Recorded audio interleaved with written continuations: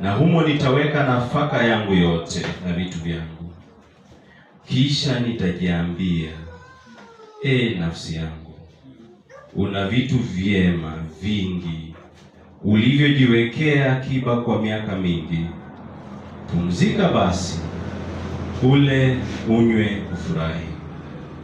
Lakini Mungu akamwambia, mpumbavu wewe, usiku huu wa leo wanataka roho yako, na vitu ulivyojiwekea tayari vitakuwa vya nani?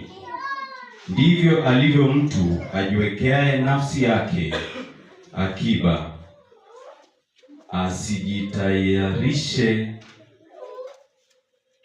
asijitajirishe kwa Mungu.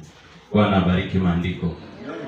Tunaona ya kwamba Yesu mahali hapa, ukiangalia Yesu alikuwa anafundisha, na ukisoma pale nyuma, kuanzia pale nyuma, Yesu alikuwa anafundisha kuhusu Mafarisayo.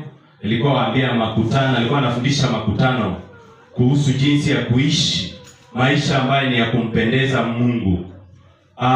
Lakini alipokuwa anaendelea, tunaona ya kwamba katika hiyo hali mtu mmoja, Biblia inasema ya kwamba mahali ambapo tumetangulia kusoma, inasema ya kwamba mtu mmoja akakuja kwa Yesu akamwambia ya kwamba,